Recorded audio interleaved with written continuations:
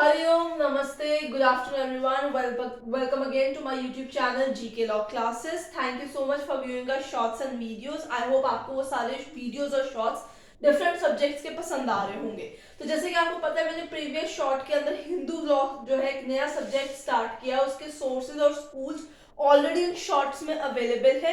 So for all those who are preparing for UGC NET law exam या कोई और भी कोई लॉ एग्जाम कर रहे हैं जिसमें फैमिली लॉ मेन एरिया आ रहा है, तो आप जाके सोर्सेज और स्कूल्स जो है हिंदू लॉ के उनको पेन डाउन कर लीजिए हमारे शॉर्ट के अंदर से।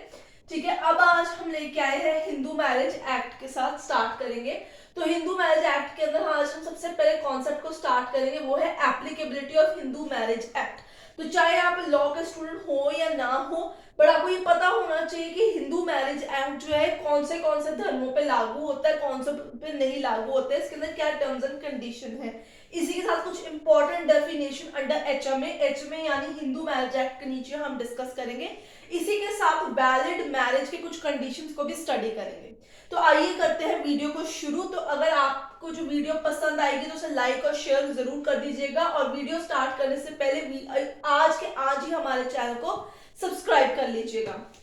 तो आइए करते हैं वीडियो को शुरू। सबसे पहले कॉन्सेप्ट आता है एप्लीकेबिलिटी ऑफ एक्ट। तो एप्लीकेबिलिटी ऑफ जो एक्ट है वो सेक्शन नंबर 2 के अंदर आपके सामने मेंशन किया गया है। This is section number 2, this is section number 3, so don't get confused here. So applicability of the act here means the Hindu Marriage Act. तो सबसे पहले समझना होगा कि ये जो मैरिज लॉ है, ये मैरिज एक्ट है 1955 का, ये कौन से रिलीजन्स के ऊपर अप्लाई किया जाता है। अब क्योंकि नाम से आपको पता चल जाता है it is Hindu marriage act, तो आप सबसे पहले एक लेमैन यही करेगा कि ये हिंदू जो रिलीजन प्रोफेस करते हैं, प्रैक्टिस करते हैं, उनके ऊपर ही एप्लीकेबल होगा ना। बिल्कुल सही बात है। सो ऑल दोस जो हिंदू है बाय रिलीजन, उन सब पे ये एक्ट अप्लाई होता है। इफ उनके जो पेरेंट्स है before he or she was born or the day he she is born, उसके पेरेंट्स हिंदू रिलीजन को प्रोफेस प्रैक्टिस करते हैं, उसके रिलीजन के बिलीव्स को फॉलो करते हैं, तो बच्चा भी हिंदू कंसिडर किया जाएगा। In case if any of the parents, मतलब अगर उसके मदर या फादर में से कोई एक हिंदू रिलीजन जो है प्रैक्टिस करता है, प्रोफेस करता है, तो आगे चल के उस बच्चे को भी हिंदू टेनेंट बिलीफ के साथ ही बड़ा किया जाता है, तो वो बच्चा भी हिंदू बाय रिलीजन ही कंसिडर किया जाएगा। इसके अंदर एक बहुत इंपॉर्टेंट पेज है, जब हम सेक्शन 2 पढ़ते हैं उसके एक्सप्लेनेशंस में भी ये पार्ट आता है। आपको ध्यान से इस एक्ट को समझना होगा, क्योंकि कहीं कहीं पे छोटे पॉइंट्स है जो वैसे तो बहुत अनइम्पॉर्टेंट साउंड करते हैं, बट एक्चुअली में बहुत ही ज्यादा आपको डिफरेंशिएशन क्रिएट करा सकते हैं in regard to your rights which you achieve under the Hindu marriage act. तो ध्यान से समझिएगा कि अगर आपके जैसे दो पेरेंट्स, मतलब like there is a child, ठीक है, ए चाइल्ड है, उसके पेरेंट्स जो है बी और सी है, ठीक है। अब आप ध्यान से समझिए, A is a child, B and C are his parents. तो अब क्या सीन होता है कि इसमें से जो बी है ना वो हिंदू है, ठीक है, सी कोई और धर्म का है। अब क्या होता है कि बी जो है हिंदू धर्म का है, और वो अपने बच्चे को भी जो है अकॉर्डिंगली म्यूचुअल कंसेंट के साथ हिंदू रिलीजन बिलीव्स टेनेंट्स के अकॉर्डिंगली ही उसको बड़ा करता है, उस बिलीफ, उस मानता, उसको उसी फॉर्मेट में जिस तरीके से हिंदू के आम जो रिलीजन प्रोफेस करते बच्चे रेज होते हैं, मंदिर जाना, पूजा पाठ सब कुछ करता है, तो फिर वो बच्चा भी हिंदू ही कहलाया जाएगा। तो ये आपको चीज याद रखनी होगी कि हिंदू बाय रिलीजन नहीं, बल्कि उसके नीचे की एक्सप्लेनेशन जो सेक्शन में दिया तो वो भी कंसिडर करनी होगी।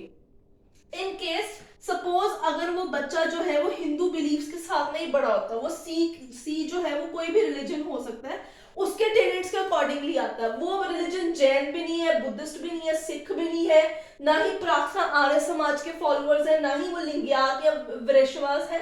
इन दैट सर्कमस्टांसेस में कोई और रिलीजन है, हो सकता है इनमें से कोई रिलीजन हो, इन बिलीव्स के अकॉर्डिंगली बड़ा किया होगा, तो वो हिंदू बाय रिलीजन के कॉन्सेप्ट में फॉल नहीं करेगा। इस चीज को आपको ध्यान में रखना होगा। So you need to understand each and every point that is mentioned under section number 2 regarding applicability of Hindu marriage act. Okay, अब इसके अंदर हिंदू बाय रिलीजन के अंदर ही उन्होंने अलग अलग लोगों को भी ऐड कर दिया कि मतलब ये भी हिंदू ही कंसिडर होंगे। Those who are वैश्यवास, लिंगियात फॉलोअर्स जो कर्नाटका से है, उनको बहुत भली भांति लिंगियात फॉलोअर्स, लिंगियात का वर्ड मतलब पता होगा। देन फॉलोअर्स ऑफ ब्राह्मो समाज, प्रार्थना समाज, आर्य समाज। आर्य समाज के नॉर्थ साइड में बहुत सारे फॉलोअर्स है, दयानंद सरस्वती जी ने ये बनाया। आर्य समाज मंदिर भी बहुत सारे हैं, ठीक है। इसी तरीके से ब्राह्मो समाज है, राजा राम मोहन रॉय के द्वारा स्थापित किया हुआ। So they are different kind of institutions और एसोसिएशंस, उनको भी हिंदू ही बाय रिलीजन कंसिडर किया जाता है। इसी के साथ सबसे पहले हिंदू बाय रिलीजन, जिनमें ये सारी कैटेगरीज जो है आपकी इंक्लूड की जाएंगी। इसके अलावा all those who profess, practice, propagate या जो उसके टेनेंट्स और बिलीफ मानते हैं रिगार्डिंग बुद्धिज्म, ठीक है, जैनिज्म, और जो सिख है बाय रिलीजन वो भी हिंदू ही कैलकुलेट होते हैं under the Hindu marriage act. So Hindu marriage act के तहत हिंदू बाय रिलीजन नहीं, उसमें बुद्धिस्ट, जैन और सिख रिलीजन के लोग भी इंक्लूड किए जाते हैं। इसके द्वारा जो कन्वर्टीज होते हैं, जो इन चारों धर्म के अंदर कन्वर्ट होते हैं या रिकन्वर्ट होते हैं into these 4 1 2 3 and 4 religion itself, उनको भी हिंदू ही कंसिडर किया जाता है। तो ये सारे पॉइंट्स एक्सप्लेनेशन के अंदर सेक्शन 2 में दिए गए हैं, ध्यान से आपको बेयर एक्ट सेक्शन पढ़ना है। इसके अलावा इंपॉर्टेंट पॉइंट ये आता है कि ये जो एक्ट है, पर्टिकुलर एक्ट है, किस पे एप्लीकेबल नहीं होता है, कौन सा रिलीजन पे एप्लीकेबल नहीं होता, स्पेसिफिकली जिस पे अप्लाई होता है उनके मेंशन है। तो बच्चे पर मुस्लिम, क्रिश्चियन, पारसी, ज्यूस, इनके ऊपर हिंदू मैरिज एक्ट अप्लाई नहीं होता। मुस्लिम के लिए अपना शरीयत लॉ आता है, क्रिश्चियंस के लिए अपना क्रिश्चियनिटी का लॉ है। इसी तरीके से पारसी, ज्यूस अपने रिलीजन के अकॉर्डिंगली ही गवर्न होते हैं। सो आई होप आपको section number 2 applicability of Hindu marriage act जो है वो क्लियर हो गया होगा। अब हम चलते हैं important definitions under section number 3। इसमें कुछ ऐसे वर्ड्स हैं जिसका आपको मतलब लाइक स्टडी करने से पहले पता होना बहुत ज्यादा जरूरी है कि क्या कहते हैं। सबसे पहले वर्ड आता है आपके पास full blood. What is the word? Full blood, ठीक है। Now what does the term full blood means? A is related to B by full blood. अगर मैं सपोज ये कहूं कि वो ए और बी फुल ब्लड रिलेटेड है, व्हाट डज दैट मींस? यानी उनके कॉमन पेरेंट्स हैं, they have only one father one mother, और वो दोनों के कॉमन है, यानी ये बाय ब्लड सिबलिंग्स आ जाते हैं, ठीक है। So you have common parents और एंसेस्टर्स, ठीक है। मतलब इसमें आपकी स्टेप फादर, स्टेप मदर वो वाला चीज नहीं है। सो ए एंड बी वो दोनों हस्बैंड एंड वाइफ है, उनके 2 बच्चे हैं सी एंड डी। तो यहाँ पे वो एक ही मतलब मदर से आए हैं, एक ही उनका फादर है। So they are related by a full blood. ये चीज आपको समझनी जरूरी है। दूसरी चीज आती है हाफ ब्लड, ठीक है। हाफ ब्लड, अब जो मैं आपको ये वर्ड समझा रही हूँ बहुत ही इजी फॉर्मेट में समझा रही हूँ। ये मैं आपको कोई लीगल टर्मिनोलॉजी यूज करके नहीं समझा रही, सिर्फ आपको इन वर्ड्स का मतलब पता हो, इसलिए आपको इजी वे में एकदम बच्चों वाले स्टाइल में एक्सप्लेन करने की कोशिश कर रही हूँ ताकि आपको समझ लगे। हाफ ब्लड में क्या होता है? You have a common father,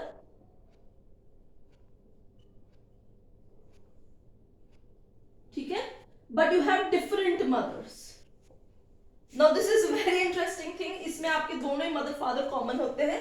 half blood में क्या होता है? आपके फादर सेम होता है, आपकी मदर्स अलग अलग होती है। यूजुअली स्टेप मदर का इंट्रोडक्शन होता है, तो हम कहते हैं कि A is related to D as half blood. ये दोनों हाफ ब्लड सिबलिंग है। स्टेप ब्रदर, स्टेप सिस्टर, वो वाला कॉन्सेप्ट आता है कि आपकी मदर्स जो है वो अलग है बट आपके फादर जो है वो सेम है। अब आगे चलते हैं, देखते हैं एक और वर्ड आता है जिसपे क्वेश्चंस भी आते हैं। आई होप सेक्शन 2 आपने पेन डाउन कर लिया, नहीं किया तो पीछे प्रीवियसली इसको आप जाइए, वीडियो को स्टॉप कीजिए और उसको पेन डाउन कर लीजिएगा, ठीक है। आगे चलते हैं, कुछ इंपॉर्टेंट डेफिनेशंस और हैं उस पर जरा नजर डालते हैं।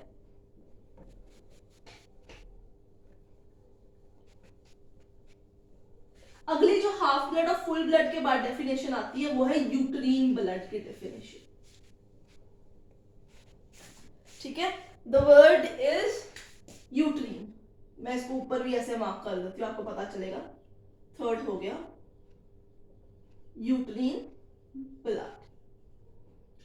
यूट्रीन ब्लड में क्या होता है? आपकी मदर सेम होती है, आपके फादर्स डिफरेंट होते हैं। You have a common ancestress, but आपके जो आगे एंसेस्टर्स है वो डिफरेंट चले जाते हैं। तो मैं आपको इजी लैंग्वेज में समझा रहा हूँ ताकि आपको इस वर्ड का मतलब पता रहे, आप जाके से बेयर एक्ट में प्रॉपरली पढ़ सकते हैं, पर वहां पे भी कोई डिफिकल्ट इसका एक्सप्लेनेशन नहीं है। मैं आपको सिर्फ लेमन लैंग्वेज के अंदर समझाने की कोशिश कर रही हूँ।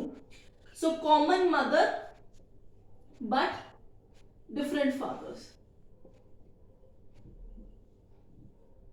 ठीक है ना। इसमें अब क्या होता है कि स्टेप फादर का इंट्रोडक्शन हो जाता है। तो A is related to D as they are uterine blood siblings, उनकी मदर तो एक ही है, बी ने ही उन दोनों को जन्म दिया, बट उनके फादर्स जो है वो डिफरेंट है। अब बात कर लेते हैं कुछ अलग इंपॉर्टेंट और डेफिनेशंस की। यूट्रीन ब्लड आपको समझ लग गया, डिफरेंट हस्बैंड, कॉमन एंसेस्ट्रिस्ट हो गई आपकी। अब हम एक दो डेफिनेशंस और देखेंगे। ये सारे वर्ड्स जो मैं आपको बता रही हूँ ये बहुत जरूरी है, आगे बेयर एक्ट के अंदर बार बार इनका नाम लिया जा सकता है, तो आपको ध्यान में रखना होगा। एक वर्ड आता है कंसेंगुइन। इसका जो आपका प्रोनाउंसिएशन है ना, ये आगे आप चल के जो है मुस्लिम लॉ में ज्यादा पढ़ेंगे, पर आपको इसका मतलब पता होना बहुत ज्यादा जरूरी है। इसका मतलब होता है कॉमन एंसेस्टर्स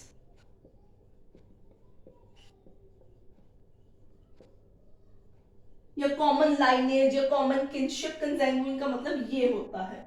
आगे एक वर्ड आता है आपके पास एग्नेट। जब आप हिंदू सक्सेशन एक्ट करते हैं उसमें भी ये वर्ड आता है एग्नेट। एग्नेट का मतलब होता है related wholly to male line, ठीक है, मर्द के आगे उसका बेटा, बेटे के आगे बेटा, ऐसे एग्नेट्स। इसी तरीके से वर्ड आते हैं कॉग्नेट,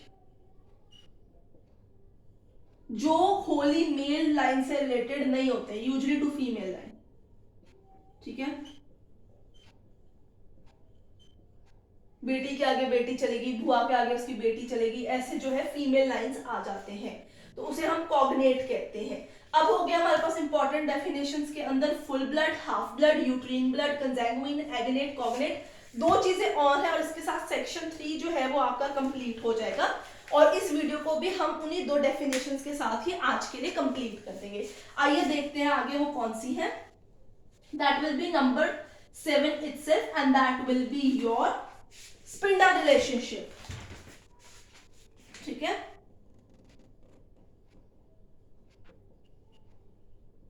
स्पिंडा रिलेशनशिप,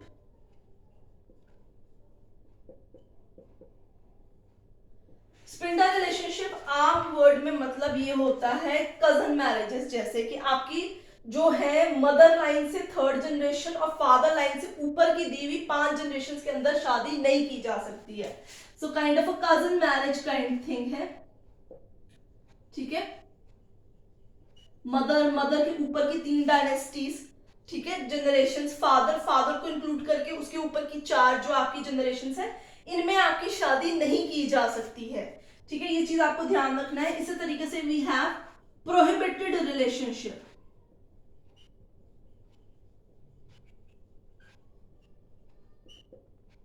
ठीक है। जब सेक्शन 5 में आपको पढ़ाऊंगी उसमें लिखा होगा कि दैट प्रोहिबिटेड जो रिलेशनशिप का मतलब होता है अगर वो एक साथ उनके कॉमन एंसेस्टर्स हो, ठीक है, या फिर उनके कोई एंसेस्टर्स डिसेंडेंट एक ही लाइन से हो, मदर या फादर की लाइन से, uncle aunt, brother sister, nephew niece, जो आपकी aunt nephew, uncle niece, brother sisters और फर्दर या कजिन्स, उनके बीच में शादी नहीं हो सकती है। इस चीज को आपको ध्यान में रखना होगा। Those are your prohibited relationship. Aunty जो अपने भतीजे से शादी नहीं कर सकती है, जो आपकी भांजी है वो मामे से शादी नहीं कर सकती, भाई बहन में शादी नहीं हो सकती, कजिन्स और उनके बच्चों के बीच में नहीं होती। These are what the relationship that are prohibited under Hindu Marriage Act। और स्पिंडा रिलेशनशिप में मदर, फादर और उनके जो एंसेस्टर्स होते हैं, मदर के including mother 3 up generations, father को इंक्लूड करके अप ऑफ 5 जनरेशंस में शादी नहीं होता है, क्योंकि स्पिंडा यानी आपकी लाइनेज जो है सेम है, आप उनका ही आगे ब्लड डाल रहे हो।